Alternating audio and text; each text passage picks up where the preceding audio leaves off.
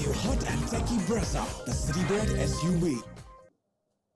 Well, first 20 overs of cricket at Mullapur, which was supposed to be headlined by the return of Rishabh Pant, but it's another Indian wicketkeeper bat who quite ably deputized for him last year for the Capitals that steals the headlines in our halftime show. So, on Maruti Suzuki Arena presents ESPN Cricket for Timeout, an impact sub with serious impact, an innovative impact sub, not something we're used to seeing. Wasim Jaffer, Tom, Moody, Mitch McClenaghan know that. And that's where we start, because Delhi have something on the board, Tom, 174, because they decided to sacrifice a bowler and bring in Abhishek Porel, who's ended up with 32 of 10. How would you be feeling if you're Ricky Ponting right now? Comfortable in that we've reached a par score. I think that 175 looks to be a par score. It doesn't look a completely flat wicket because the slower ball deliveries into the surface seem to balloon and tennis ball bounce. But they've got themselves out of jail, really, because they were looking like they were going to struggle to get to 160, even 150 at one stage. But that was smart play, and that's how the impact sub can be used and should be used, in that situation. In fairness, hand on heart, at 7 for 138 when Akshar Patel got out, that's the 18th over. How good or bad, how brave, or how do you feel about the move when he came in? The first thing that came to mind was that he hasn't got many overs to play with. Normally, that situation, you'd want a batter to give him a chance to have an impact with about 10 overs at the halfway mark, maybe 12 overs at the outside. But it was a gamble. And Ricky Ponting is the coach there, and his nickname is Punter. Would that be the... very good, by the way. Would you think it's the coach there? Is it the captain? Rishabh Pant has returned as well. And does he say, we don't have enough, it's okay, we'll manage with it's definitely a combination. Rishabh Pant was obviously out there for a number of balls, and he probably looked and assessed the wicket and said it's a pretty good wicket, and we're under par. And it's a communication between the captain and the coach, and it's paid off. If he had have got 20 off 15, you'd probably say, well, to keep someone like Mukesh Khan out, it's maybe not the gamble that you need to take. But I guess it throws a nice little spanner into this, is that we might have to see Mitchell Marsh bowl as well, or Tristan Stubbs, hopefully for my side. But that's going to be interesting as well, going to one less bowler. There are not a lot of incidents of the impacts are being forced in the first innings. And I think Punjab were one of those teams last year, wasn't it? I think after collapse when Sikandar Raza, I think, was drafted in. Yeah. So there are two sides of this story. One is how quickly the players told, okay, we're changing things up. It's not Mukesh, you're going to be going in, and it's just 10 balls. So I'm sure it's not an easy balance to strike. But Porel, a young player, has done so well. Yeah, I think he had a good start also last season. Exciting player, and he came and did the job. So, the punt that Ricky Ponting took, or even Rishabh Pant took, has paid off. They've got something to bowl at. Probably they would have thought that they needed runs, then the overs from the sub. Do you communicate this to the rest of the subs, that you will be plan B, plan C pre-match? I think for Sikandar Raza, we did say that, if the wickets fell, you might go. If not, then probably Kagiso Rabada was the other guy. But yeah, you've been told before. Okay. Did Harshal Patel make his life any easier, though? Because he started so well. It's a big game for Harshal as well, moving for big money. And he impacted the game significantly in the first half. What went wrong at the end? I think he became predictable. We didn't see one Yorker. He has got a good slow ball, but he relied on it too much, and it nearly became too predictable. It's a bit like the first game last night in Chennai, where we saw the predictability of the short ball used. Again, this is the case at the back end. You need to be unpredictable, and really what is the best ball and what will always be the best ball at the death, and that is the Yorker. Yeah, and as well, he didn't really change his line. Porel was really lining up the leg side quite consistently, and when you are going to change your pace, you need to be able to take it onto that wide line as well. So he didn't change his field. He kept it 4 on the leg side instead of putting the 2 guys out on the offside, which is a really good option when there's a little bit of grip on the surface. So tactically, it looked like his eyes rolled into the back of his head, and the pressure got to him in that moment. You were just remarking also, Harshal, the bowler, he's lost one ball, perhaps, in the last few years at the death. I think he's become more predictable. Everybody is expecting that shorter, slower delivery, and he got it mixed as well. I mean, he bowled few short balls, and then the third man was up, and then he got rammed there as well. So I mean, bat planning as well as pretty much predictable. The batters keep waiting for that delivery. There's a lot that we want to unpack on Shikhar Dhawan, the captain, but maybe we'll wait. 174 if they cruise and Dhawan gets a nice big score, it'd be okay. It's a shorter conversation. Delhi's conversation, though, taking a call to leave out Prithvi Shaw if it is indeed a selection call and play the 3 overseas batters in their top 3 and yet find themselves in almost a situation of desperation, or we have to bring in an Indian impact sub towards the end. Too early to cast judgment, or is it not quite looking right? Oh, I think it's too early, but the downfall for Delhi with their top order was that they all got starts, all top 4 got starts, and no one kicked on. And in that situation, there wasn't certainly any demons in that surface. So if you get in on a surface like that and you're a top 4 batter, you really should be getting 70 or 80 runs, and on a good day you might even push that closer to 100. At the end, middle of the 3rd over, they were 39 for no loss. So it looked like they'll probably get to 190, which Mitch expected. But yeah, I mean, the mini collapse obviously hurt them, but the way they started, it looked like was going to be a good score. Assessment of the first 20 overs of the surface at this new ground? Looks a good wicket. I don't say, I mean, apart from the tennis ball bounce of the slow delivery, other than that, it looked all right.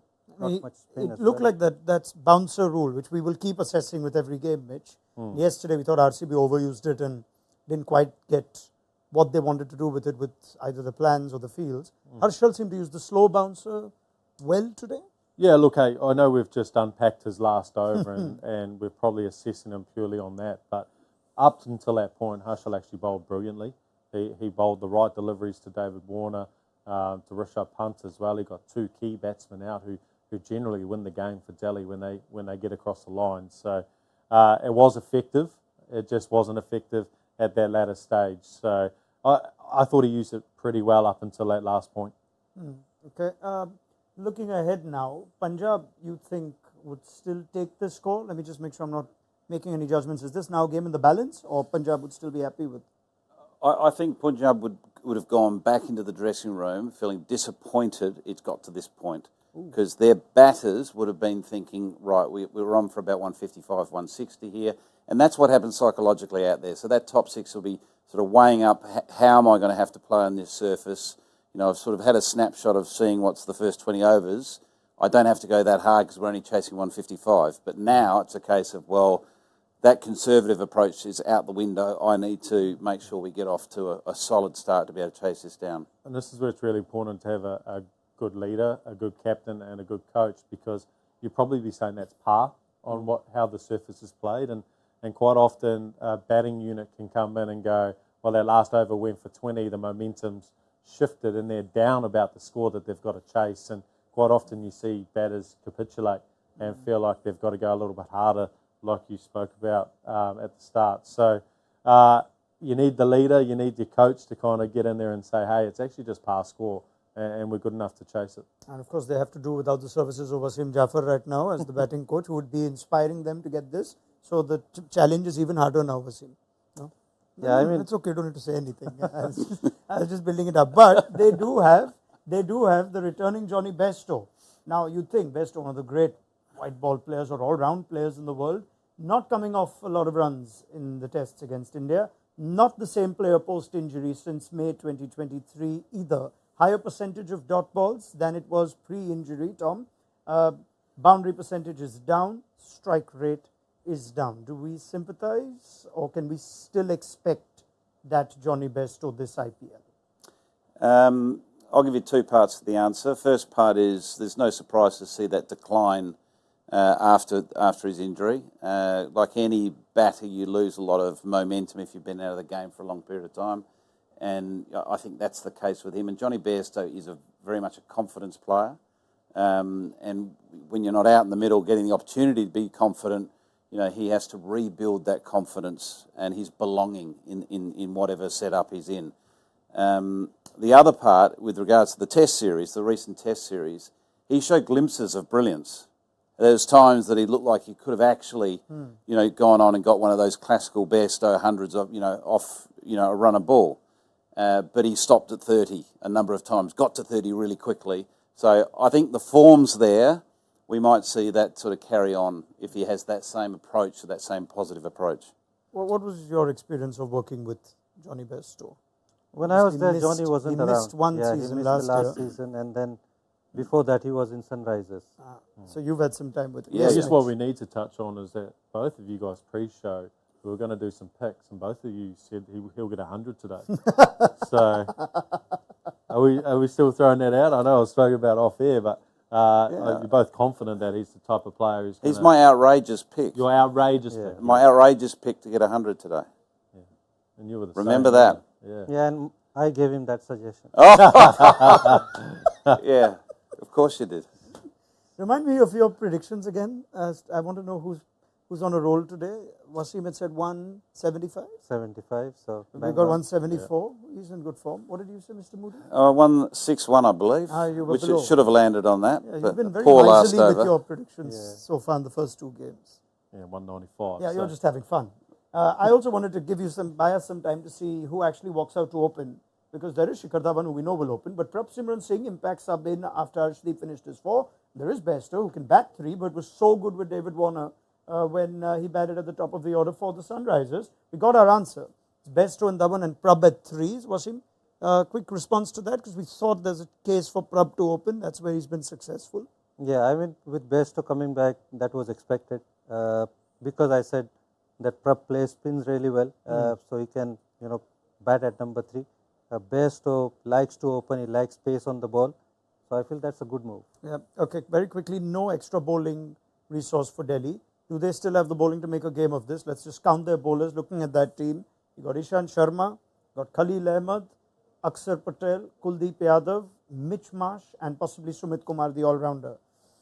And that defend a pass score, that bowling attack, just with the names I've just mentioned. I think the balance is slightly with Punjab at the moment. I think the bowling's okay. I'm a big fan of Khalil, actually. I think he takes wickets. He's got a great strike rate in the power play, and if he can knock over a couple early, who knows? Yeah.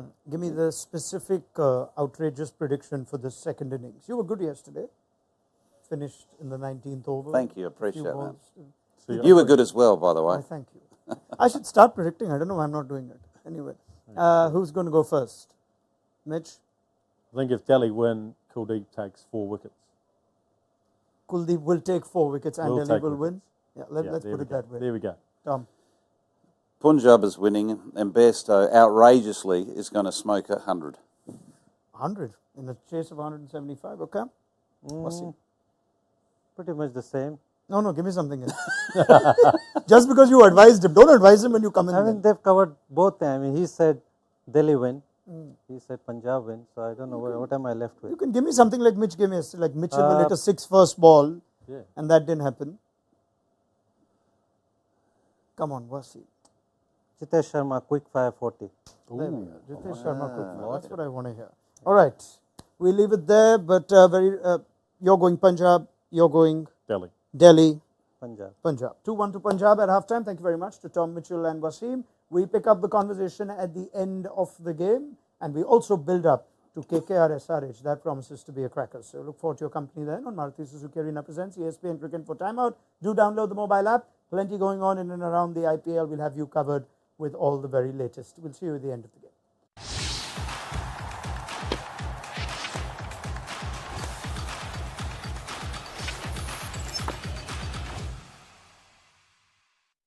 All new hot and techy Brezza, the Citybird